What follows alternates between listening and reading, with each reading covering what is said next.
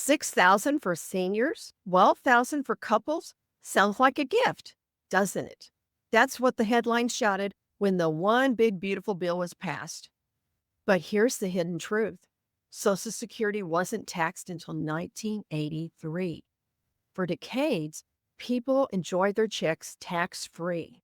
Fast forward to today, and millions of people are now paying taxes on up to 85% of their Social Security benefits. And here's the kicker. The big, beautiful bill didn't fix that. It gave a short-term deduction and just kicked the can down the road.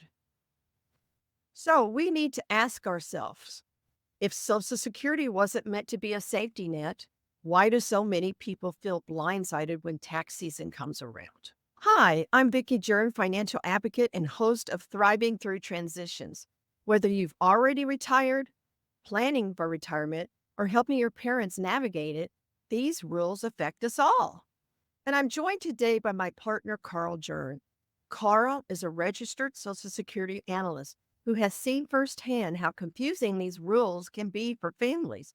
Thanks, Karl, for joining me today. Thanks, Vicky. And you're right. Every time we sit down with someone and talk about Social Security, the reaction is almost always the same. Wait, what? I may have to pay tax on my Social Security benefit? Honestly, the reaction makes sense because it used to be that way. No taxes. Exactly. Most of us don't realize how recent this taxation is. So let's take a step back, Karl, and walk through what this new bill really did. Here's the short version. The big, beautiful bill gave seniors 65 and older a deduction of $6,000 for individuals off of their adjusted gross income. And it gave $12,000 off for couples on their adjusted gross income. This sounds generous, but it only lasts 4 years unless Congress does something to extend that. So here's the important part. It didn't change how Social Security benefits are taxed. That's why it's called a short-term Band-Aid. So let's rewind, because many of us may not even know this. For nearly 50 years, Social Security wasn't taxed at all, right? Right. It was tax-free until 1983. That is when Congress decided that if your income was above $25,000 as a single person, then you would pay up to 50% of that Social Security benefit in taxes above the $25,000. In 1993, again, Congress changed the game, and then anything over $34,000 for a single individual person, they would pay up to 85%. So 50% between 25,000 up to 34,000 could be taxed, and anything above 34,000 for individuals could be taxed up to 85% of your benefit.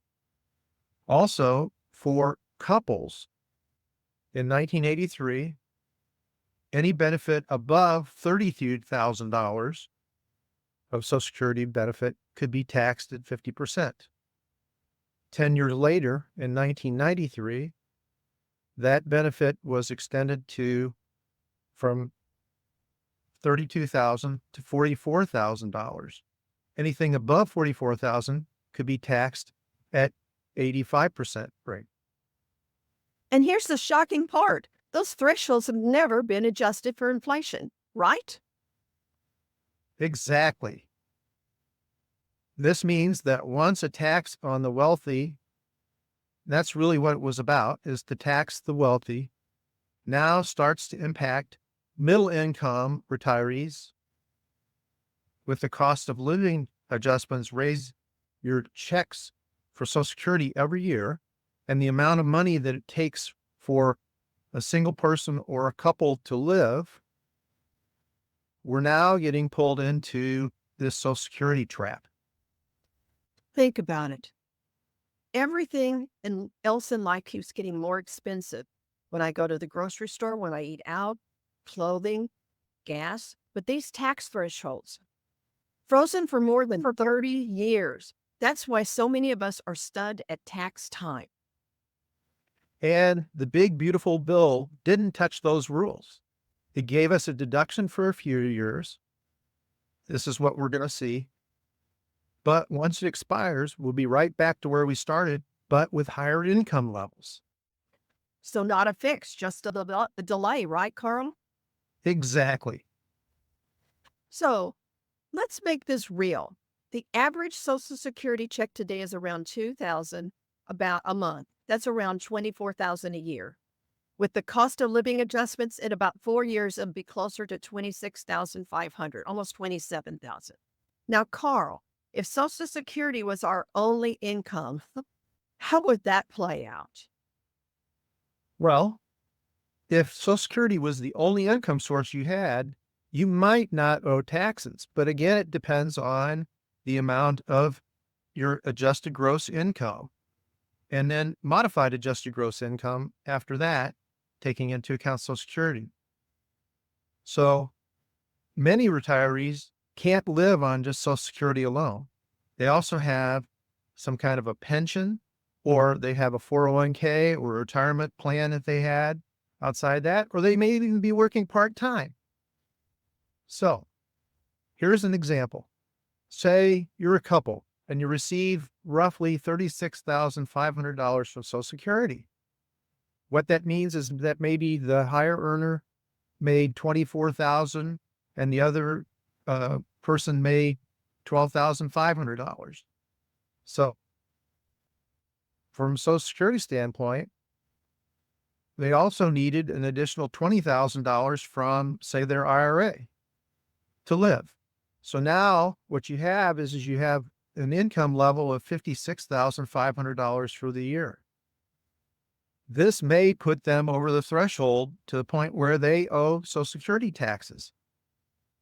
So someone thought they might have 56,500 to live on, but in reality, a portion is going back to the IRS. Suddenly the budget feels tighter than they planned. Exactly. And because these thresholds haven't changed, middle income families, not just the wealthier, are now being drawn into this tax issue, tax trap. So if we've been assuming Social Security would stretch further, this is a wake-up call. We can't just look at the amount on the check. We need to think about how much we actually keep. And if the 4-year deduction disappears, many of us will owe even more in taxes on our Social Security than before the bill passed. That's the trap. Wow, this matters because retirement isn't just about what we receive, it's about what we keep. Many people have worked for decades, paid into the system, and finally reached a retirement. The last thing anyone wants to discover is that taxes are quietly shrinking their check. And yet, that's exactly what happens when we don't have a plan. I always say Social Security can be a very strong foundation, but without a strategy, tax will erode the foundation for all of us. So here's the bottom line. The big, beautiful bill gave us a deduction for 4 years, but it didn't fix the underlying problem.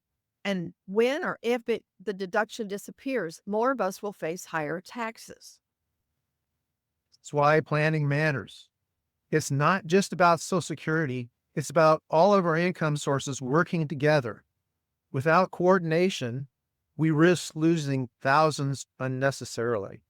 That's exactly where we're headed next. In our next episode, we'll unpack solutions, how to understand provisional income, how to use different income buckets to our advantage, and the steps we can take during this 4-year window so we're not caught off guard. We'll even show you how simple things, as deciding which account you should withdraw from first, may save you thousands of dollars. Little choices like this add up in the long run. If this conversation has been helpful, do us a favor. Like this episode, share it with someone in your circle, or leave a comment below. We'd love to hear your experiences. And if you're ready to take a closer look at your retirement by planning, or if you've got a plan and need a second pair of eyes, Crow and I offer a complimentary consultation. You can connect with us on beefinancialpartners.net, our website. This conversation is for educational purposes only and isn't intended as legal or tax advice, so please consult your attorney, CPA or enrolled agent, financial advocate, or advisor before making any decisions.